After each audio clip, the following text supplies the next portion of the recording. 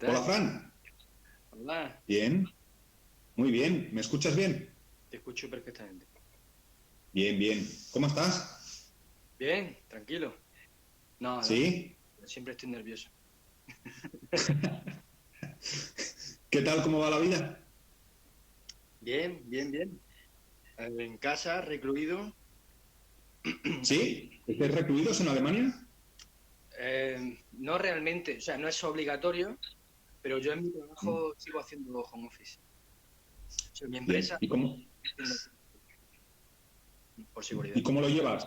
¿Cómo llevas esto del trabajo en casa, la vida en casa, la cocina en casa? Pues bien, porque me tiro el día en chándal, no me tengo que poner el traje ni la corbata, así que por ese lado bien. Lo malo es que no voy a estar los compañeros de trabajo, que a veces, aunque hacemos eh, reuniones a diario como ahora tú y yo, Sí. que a veces el contacto físico y cara a cara las cosas se ven mejor, ¿no? En un papel dibujando un esquema o cualquier cosa. Mm. Mm. Pero Sí, bueno, sobre todo más para los latinos, ¿no? Que estamos más necesitados de la presencia, ¿no? De ver el gesto. Sí. entonces, el lenguaje Bueno, corporal. antes de empezar, como siempre, quiero comentar algunas novedades. Estamos en la semana del Festival de Cine Fantástico y Terror de Sitges, que siempre es un motivo y una coincidencia fantástica para tener el festival aquí cerquita. Yo vivo apenas a unos 10 kilómetros del festival. Y tener a Fran, todo se une, ¿no? Esas constelaciones.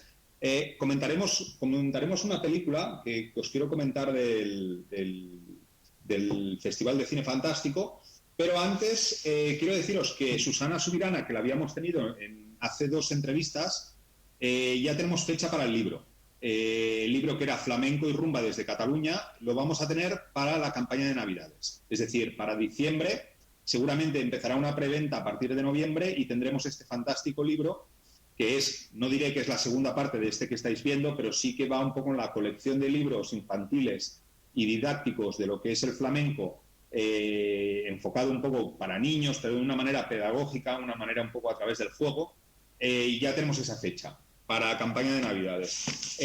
Como siempre, os recomiendo una lectura y como nos van a confinar otra vez aquí en España, muy probablemente, al menos a partir de hoy en Cataluña ya cierran bares y restaurantes otra vez durante 15 días y ya han empezado a anular ferias importantes y eventos, ya nos han restringido las navidades a 6 elementos, con lo cual, no sé, habrá que matar al abuelo, habrá que matar porque las familias españolas somos muy numerosas y si solo hay que meter a 6, o será la excusa perfecta para no invitar a esos indeseables familiares que todas las familias españolas tienen. En todo caso, al final es como te lo mires, ¿no? Puede ser positivo, porque al final 6 yo creo en una familia española son los mejores 6 y el resto son morralla, que se dice, pescado pequeño que no vale la pena, o realmente serán dramas porque hay familias de 50, 60 miembros que se juntan en esas fechas señaladas y tendrán que verse como Fran y yo nos vemos ya por tercera vez en estas entrevistas a través de la pantallita. En todo caso, sí.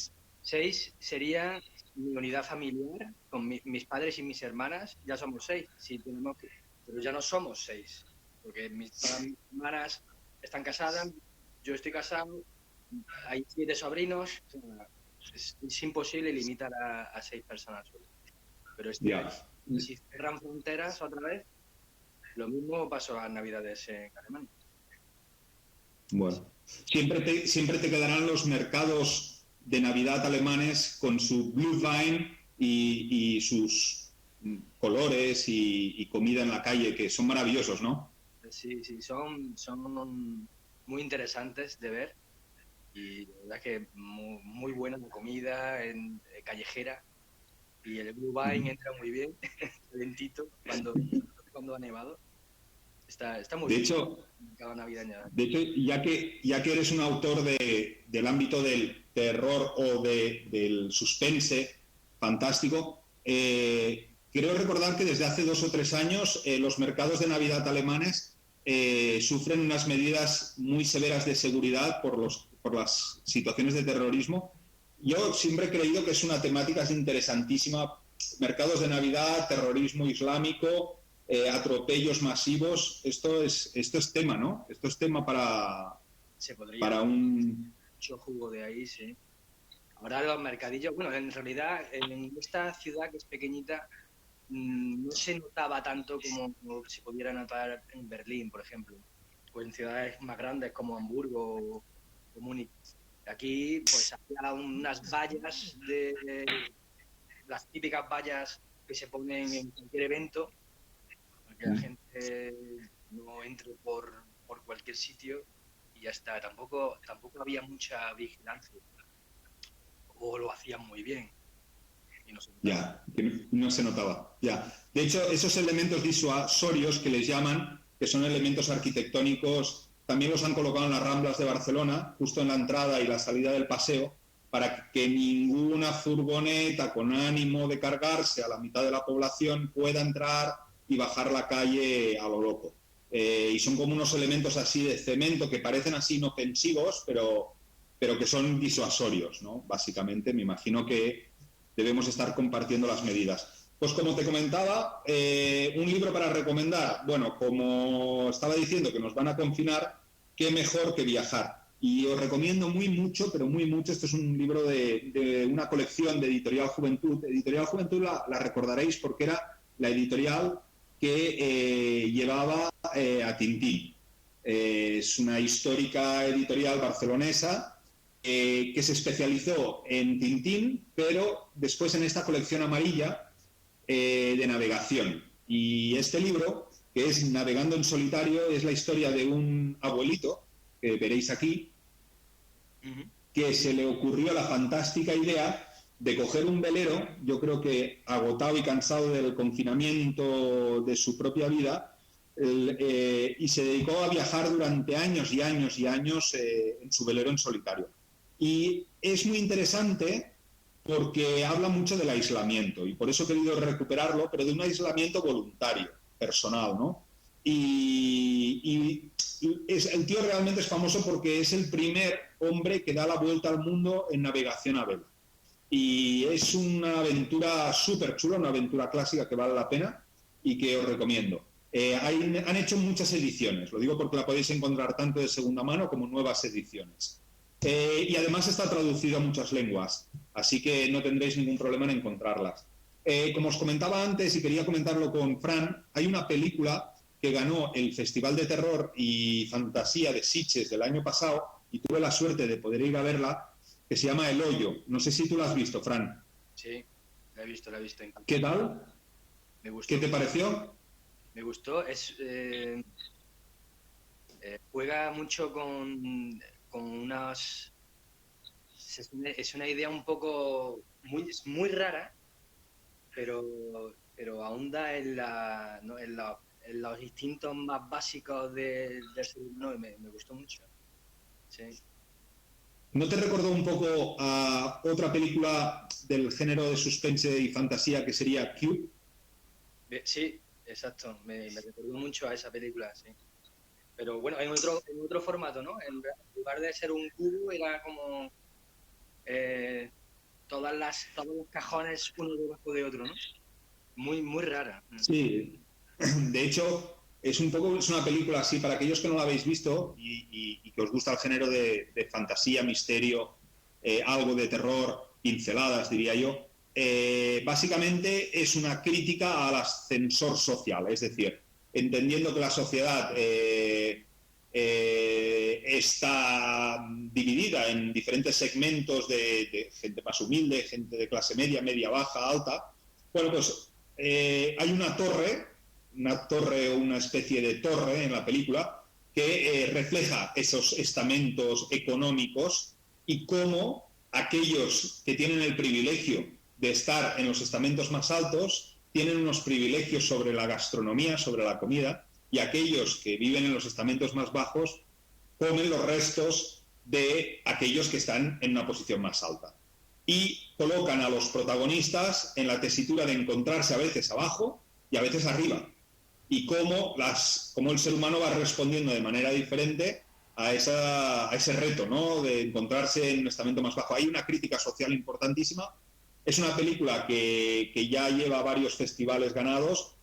Ahora la podéis ver, si creo, en alguna de estas plataformas, que no quiero hacer publicidad, pero hay alguna plataforma de estas muy famosas que creo que ya la tienen. Y vendría un poco, quería recomendarla porque va un poco en la línea de lo que podría ser misterio, tráiler, terror, y además es de actualidad porque tenemos el festival ahora funcionando. Nos preguntan, Cristina, ¿y Tiempo Muerto lo podremos encontrar en tapa dura en las librerías? Bueno, en principio, si tenéis algún problema con el tema de librerías, y lo digo en términos generales, no solo para el libro de Fran, con el tema este de los cierres, confinamientos, y como cada país es diferente, y yo la verdad es que no sé cómo están los confinamientos en Latinoamérica, yo recomendaría siempre que tiremos actualmente de Amazon. Amazon es una apuesta segura. Es verdad que no sería el formato de libro bolsillo, pero al menos os asegura en un tiempo muy rápido de poder tener la obra. Lo digo porque sé que están habiendo muchos problemas entre distribución, librerías, y se están generando problemáticas de este tipo. Entonces, tiremos de Amazon. De hecho, yo creo que se están forrando los de Amazon con esta historia, y a través de Amazon podemos tener estas versiones que no son las rústicas que llamaríamos en el mundo editorial, pero que tienen un acceso mucho más rápido. Fran, te quería comentar, para todos aquellos que preguntan y que no... Bueno, ya por aquí dicen, me encantó el libro, El Tiempo Muerto es súper entretenido. ¿Para cuándo segundas partes? Pues mira, estoy trabajando en la escaleta de la segunda parte. Tengo un 60% hecho más o menos, pero creo que independientemente de que la termine o no, la en enero voy a empezar a vivir en la segunda parte. Así que espero, si se me da bien y escribo relativamente rápido, espero tenerlo listo al menos la segunda parte. A mí me gustaría realmente, y lo preguntan por aquí sobre el pack, aún no tenemos un pack de Navidad, pero sí que es verdad que generalmente para el Black Friday y para algunas promociones especiales, generamos algún tipo de producto que va con el libro, alguna caja, los famosas box de Leadwall, donde generamos una serie de regalos con la caja. Sí, eso seguramente, para quien lo pregunta, no os preocupéis que saldrá algún pack regalo, y sin duda alguna me gustaría muy mucho, tanto Feria San Jordi, que corre mucho peligro para este 23 de abril del 2021, como la Feria de Madrid, que también corre muchísimo peligro. No puedo garantizar de que podamos tener el primero o segundo trimestre del año 2021 esa biología que a mí me encantaría tener, pero estoy seguro que para septiembre sería un buen momento a lo mejor para tomarle el pulso a Fran, saber cómo ha ido todo y generar esa biología. Pero no vamos a poner presión, ¿no?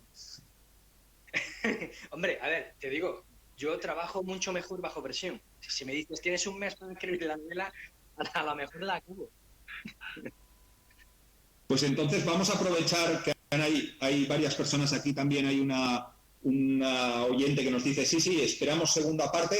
Pues yo me comprometería a sacarte la biología sin lugar a dudas. Es un libro que se ha vendido muy bien, que necesita un empuje final, estoy de acuerdo, pero que ha tenido una vida muy larga y continua, que normalmente no suele ser así. A veces tenemos libros que nos funcionan muy bien durante 2-3 meses con grandes ventas y después acaban en el olvido. No es el tema. El libro de Fran es un libro... es casi un Miguel Indurain en puerto de primera categoría. Es lento, seguro, pero va funcionando, y creo que muchas veces la biología con segundas partes y en pack puede estar muy bien. Yo me encantaría poder decirle a Fran, y que Fran aceptara, ténmelo preparado para el 1 de enero, el manuscrito encima de la mesa. Si yo tengo el 1 de enero el manuscrito encima de la mesa, te lo podría hacer entrar para una feria del libro en Barcelona o la de Madrid, pero eso es un guante que le lanzo que él sabrá cómo lo tiene y tal. Pero sí que lo podríamos hacer entrar.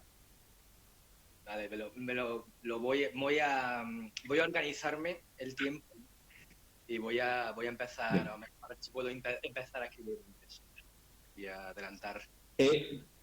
Esta segunda parte, ¿crees que se va a ver muy condicionada por todo lo que ha sido la actualidad del último año? ¿Crees que te ha cambiado la manera de ver? Porque ahora, claro, tienes muchísima más información sobre pandemias, sobre un poco la temática, un poco. ¿Crees que se verá afectada? No tanto como otras cosas que están pasando, como por ejemplo el cambio climático. La segunda parte está más orientada a cómo el mundo sufre ya no solamente por este tipo de pandemias, sino por el cambio climático y todas las catástrofes que suelen pasar. O sea, no quiero hacer spoilers, pero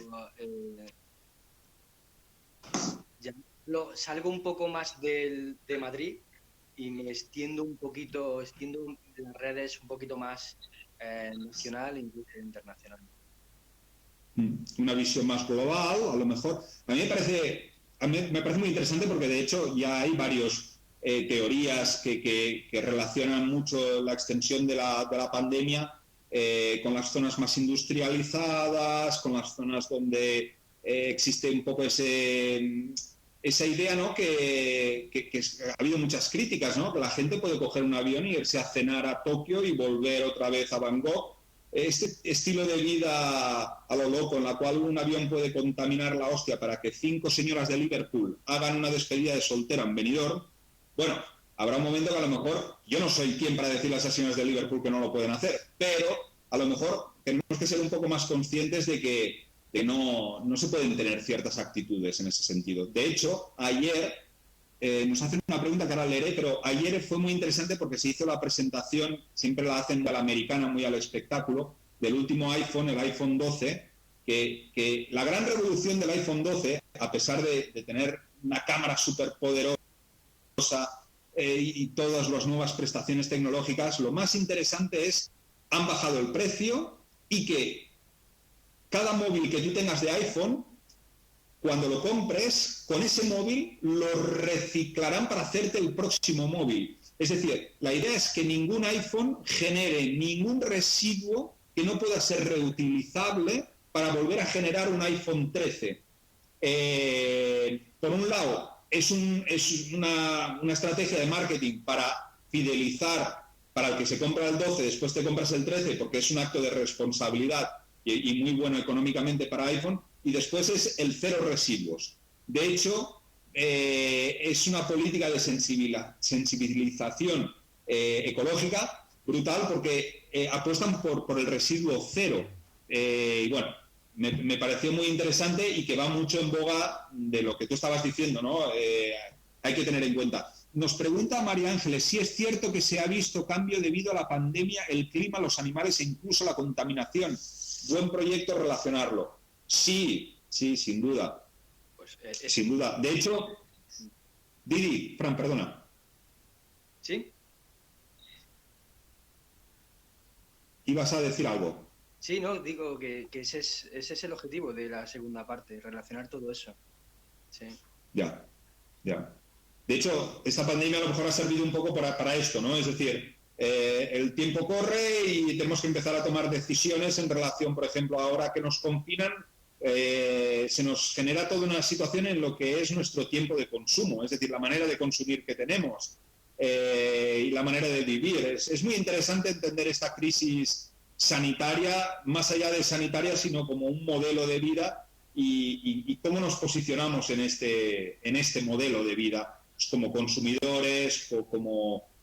bueno, al final como individuos en una sociedad que realmente está muy volcada al usar y tirar, a la forma de consumir, sí, posiblemente más responsable. Fran, ¿Se recuperarán? Es decir, ¿es una segunda parte cronológica? ¿Es una segunda parte? ¿Cómo la estás viendo? ¿Es una segunda parte independiente?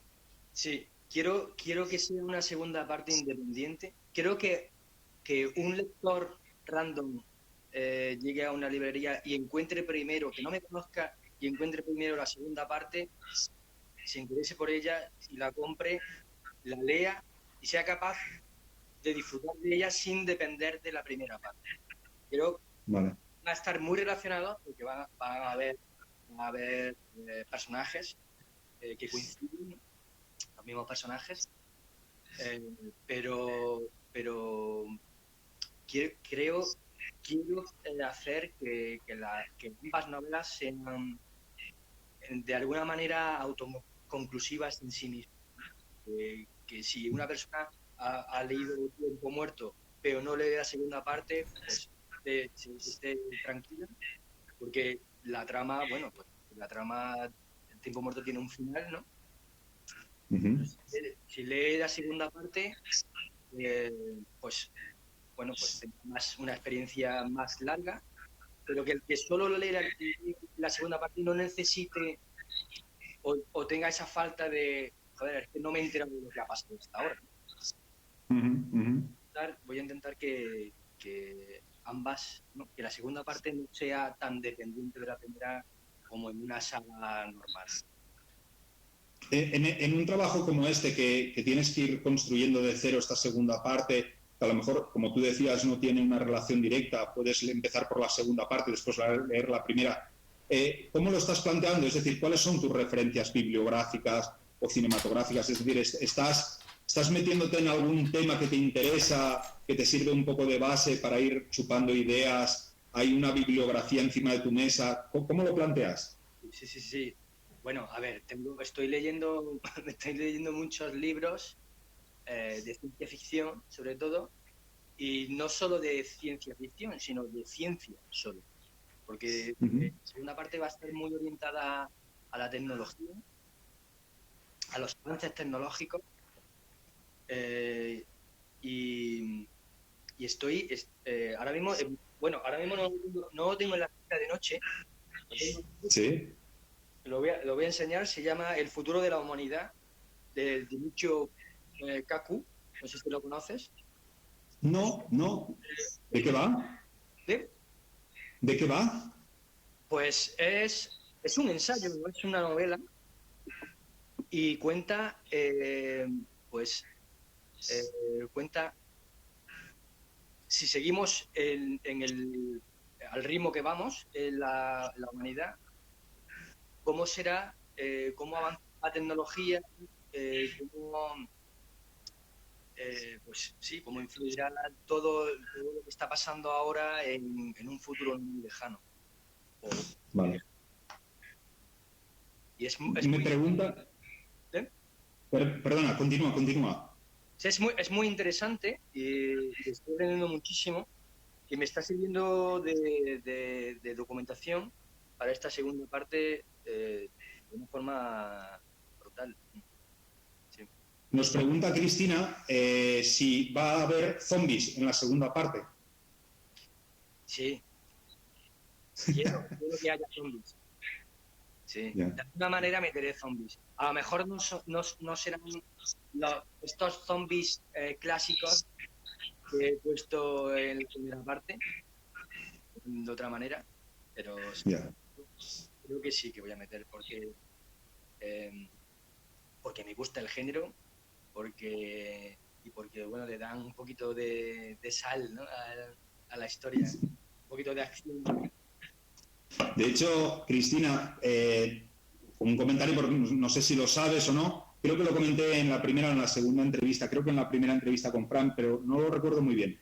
En todo caso, Cristina, comentarte que los orígenes un poco de la historia de los zombies, pero de una manera real, no entrando en ciencia ficción y en fantasía, se deben, uno de los posibles orígenes tiene que ver un poco con la santería en el mundo negro, y en la capital de Port Príncipe en Haití, en el puerto de entrada. Es un puerto muy antiguo que había dado cobijo a los piratas y a los corsarios con patentes de corso de Inglaterra en los siglos XVII, XVI, XVII, XVIII.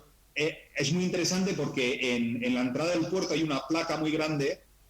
Nosotros aquí en España tenemos placas pues, de stop, de límites de velocidad.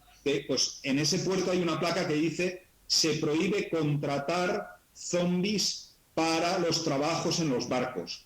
Y tiene que ver con que los trabajos en los barcos eran trabajos muy, muy duros, generalmente relacionados con la piratería. Entonces lo que se hacía era emborrachar a la gente y subirla a los barcos, y después, claro, ya estabas dentro del barco, pues a trabajar en el barco casi en un régimen de semiesclavitud. Entonces, ¿cómo hacían que esas personas perdieran la voluntad? Pues a través de la bebida, y otras veces era a través de un veneno que tiene el pez globo. El pez globo tiene un veneno muy particular que vendría a ser estos venenos que les llaman para hacer la pérdida de voluntad, que ahora se utilizan, algún desalmado utiliza para obligar a una mujer a hacer algo que no quiere. Y entonces esos venenos originalmente venían de los peces globo, y se les hacían con una mezcla con la bebida y se les obligaba, después quedaban completamente zombies, perdían completamente la voluntad a pesar que podían caminar. Y bueno, pues nada, te lo cuento, Cristina, por si no lo sabías un poco, este origen, este supuesto origen, entre otros muchos. No sé si tú conoces alguna teoría más sobre el inicio de los zombies.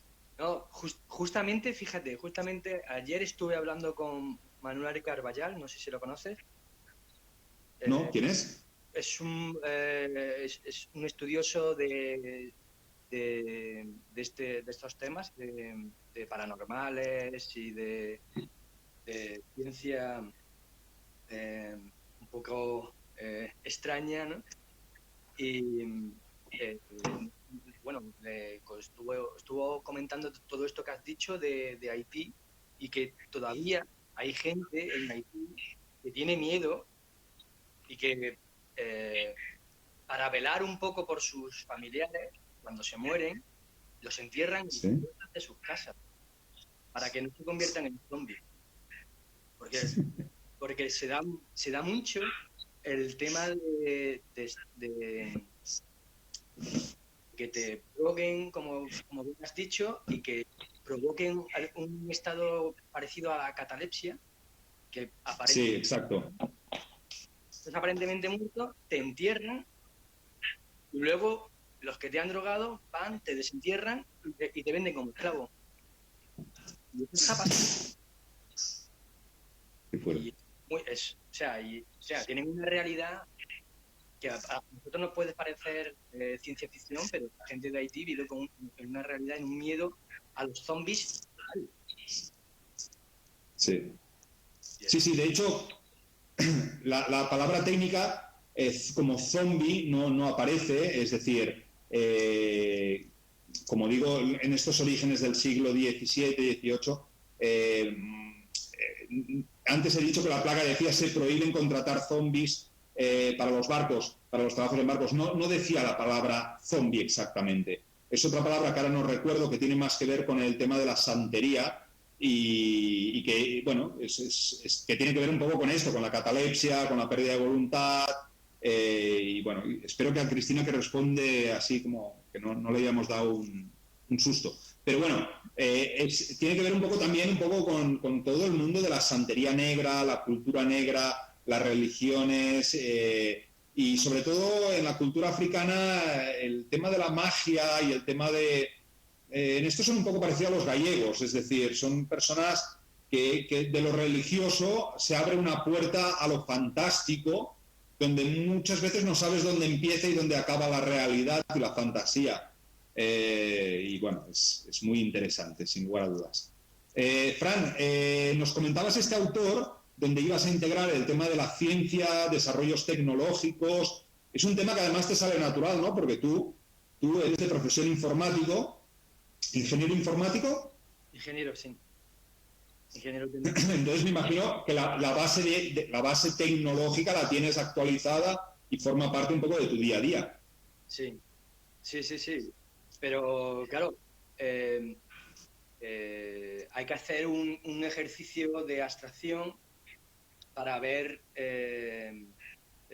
ya no solo en ingeniería, sino en física en general, cómo puede avanzar en un cierto periodo de tiempo, cómo puede avanzar la sociedad unida a esa tecnología, ¿no? Claro. Este libro que he comentado ayuda bastante a eso.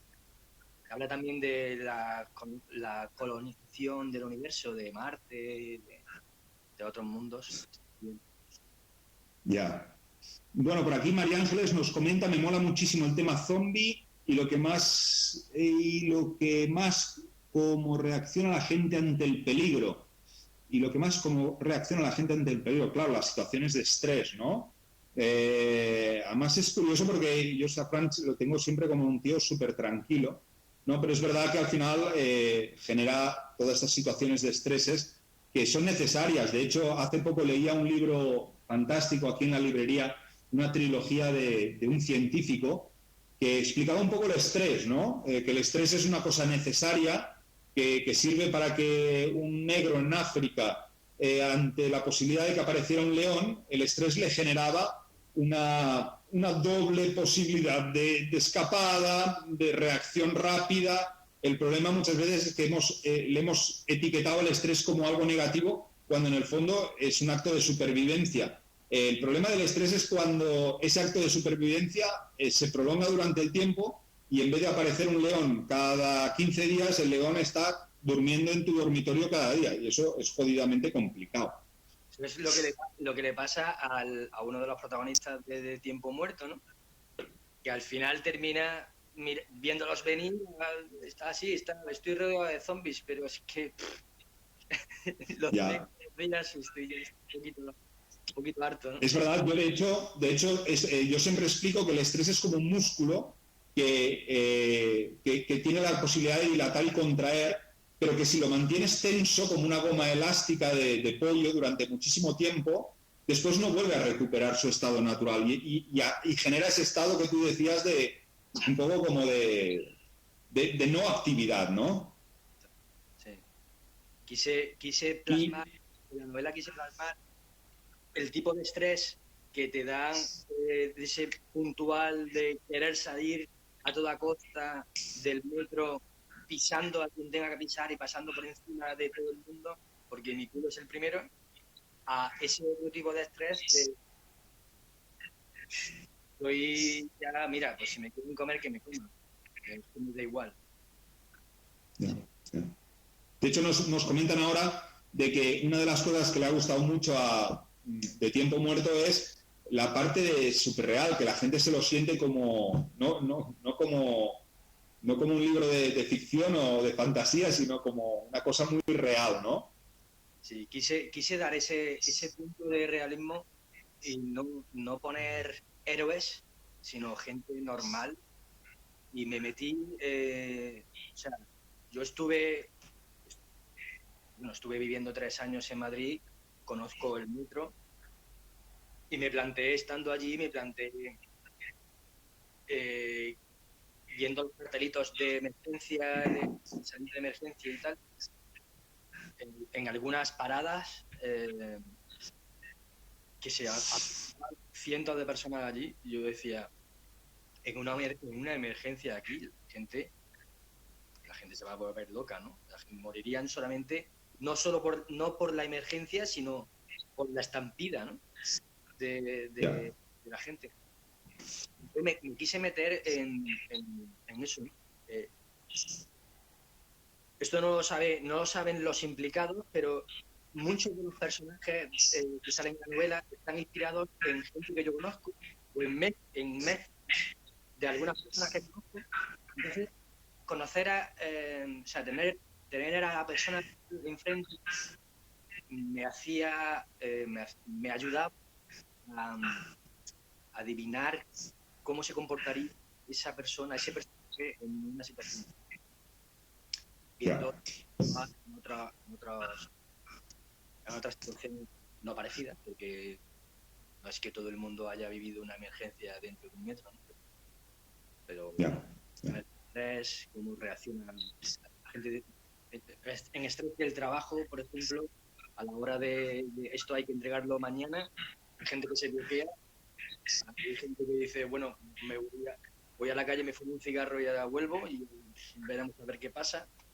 Y otros que corren el bulto, hay un montón de casuísticas y quería plasmar al menos un porcentaje de ellas.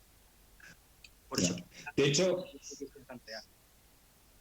de hecho, te recomiendo, y a ti, tanto como a María Ángeles y a Cristina, que comentaban un poco estas temáticas, os recomiendo 2 libros que van un poco en esta línea. Uno es un cómic y otro es una novela. La novela es de un autor famosísimo, Arthur Conan Doyle, todos lo conocéis. Es una novela bastante desconocida, pero que habla de lo que yo llamo el cielo envenenado. Es decir, temáticas que van en relación con una especie de poder que llega del cielo, sea un veneno, sea algo que transforma un virus, una pandemia, y el libro se llama El cielo envenenado y habla un poco de estas temáticas. Esta novela es muy interesante, os la recomiendo muy mucho, pero sobre todo El Eternauta. El Eternauta, que no recuerdo el nombre del autor, pero es un cómic argentino, posiblemente el gran cómic argentino después de Mafalda, que lamentablemente murió Quino hace poquito.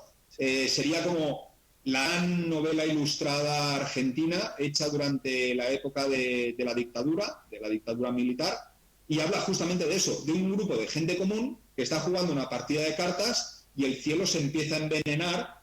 Y digo el cielo se empieza a envenenar porque, bueno, ya lo acabaréis de ver, y todo esto genera una guerra mundial. Los protagonistas son 4 jubilados que están jugando a cartas, y me parece muy chulo lo que decía Fran, ¿no? de coger a la gente común y colocarlas en posiciones de supervivencia o de semihéroes, sin darle la connotación americana del héroe clásico, como se entiende, sino del hombre común que se ve ante una situación de riesgo, ¿no? Exacto. Yo creo que esas películas de acción que vemos, en las que de repente el protagonista, porque sabes perfectamente que es el protagonista, de repente sabe exactamente lo que tienen que hacer, sabe a dónde tienen que ir, sabe organizar a todo el mundo que han conocido hace 5 minutos. Yo creo que encontrarse en una situación límite, encontrarse a alguien así, es un pesote, ¿no? O sea, encontrarte con alguien de repente que sabe exactamente lo que tiene que hacer, para mí sería algo sospechoso, ¿no? Pero es una suerte, ¿no? Que sepas, que haya alguien que sepa, ¿no? Que tenga ese tipo de superpoder, ¿no? Pero creo que la probabilidad de que encuentres a alguien así, que sepa organizar a un grupo de personas desconocidas de diferentes edades en una situación límite para salvarlos a todos, eso es muy, muy raro que pase.